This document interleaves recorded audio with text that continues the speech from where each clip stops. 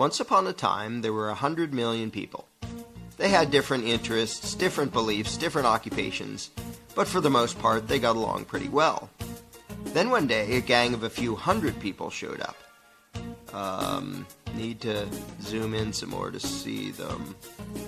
I know they're there somewhere. Zoom in. There they are. And this gang of a few hundred said to the throng of 100 million, "From now on, you all have to give us a cut of everything you earn."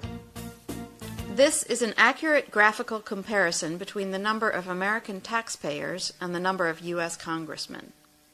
And the throng said, "Gosh, do we have to give you a cut of what we earn?" And the gang of a few hundred said, "Yes, you have to." And the throng said, "Well, okay, I guess we have to." And one little troublemaker asked, "What if we don't?" The gang of a few hundred didn't like this and said, "If you do not comply, we shall unleash upon you our legions of enforcers." And the throng cried, "Oh no, please don't. We will comply, we will pay." This is an accurate graphical comparison between the number of American taxpayers and the total number of IRS employees.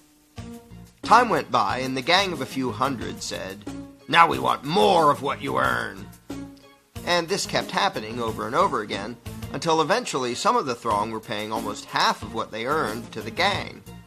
Whenever the gang demanded more, the throng would say, "Golly, we're already having a tough time. Do we really need to give you even more?" And the gang always said, "Yes, you must, or we shall unleash our legion of enforcers." Now the gang of a few hundred was getting trillions of dollars every year, spending it on wars and pyramid schemes, giving away goodies to their friends, buying influence, and doing lots of other things. And some of the throng started saying, "We don't really like the war you're waging with the money we give you. Do we really have to be paying for that?" And the gang said, "Yes, we demand it. Don't make us send out our legion of enforcers." And some of the throng said, "You're taking our money and giving it to huge corporations and giant banks, and some people who just don't want to work. A lot of these things we don't like." And the gang said, "We don't care. We will decide how to spend it. You just do as you're told, or else." And the throng said, "Okay, I guess we have to." But eventually the throng got so fed up, so angry, that they took a drastic step. One day they said to the gang, "We don't like what you're doing. We want a new gang." And after pouring a huge amount of time and money into the effort, they replaced the gang with a new gang. Then the throng pleaded with the new gang, "Now, at long last, can we keep our own money, or at least keep more of it?" And the new gang said, "Sorry, but after much discussion, we've decided that you can't. You have to keep giving us what you've been giving, in fact, a little bit more than before." The throng was distraught and said, "This is dreadful. But after all, what choice do we have? I mean, they say we must comply, and they have that scary legion of enforcers. We're powerless against them. We'd better just do as we're told." So they did as they were told, got poorer and poorer, and lived miserably ever after. But after all, what else could they have done? What power could this throng possibly have compared to this gang of a few hundred and their enforcers?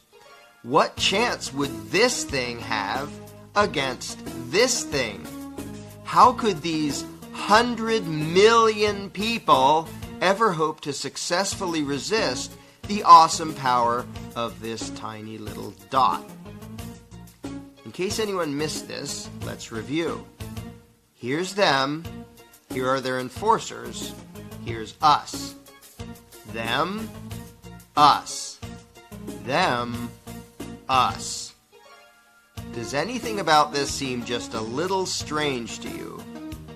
Are you perhaps wondering, why does the throng need the permission of the dot to do anything? Why do these people feel the need to ask this tiny little dot if they can keep more of what they earn? Why would they spend year after year literally begging for lower taxes from this little dot? Is this dot just really darn intimidating? Is it very persuasive in its reasoning? To be blunt, why would this throng give a rodent's backside what this tiny little dot wanted? The fact that this tiny dot has the gall to issue such demands to such a throng is pretty startling in and of itself.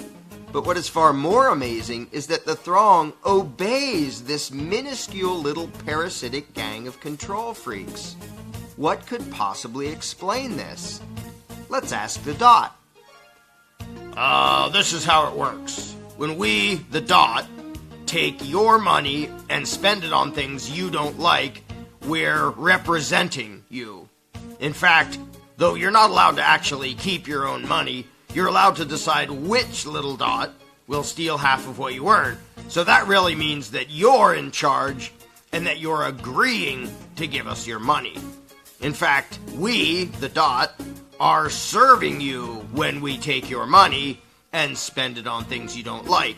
And so you should thank us and treat us with great respect and honor for having robbed you on your behalf for your own good in order to serve you by doing things you don't want us to do.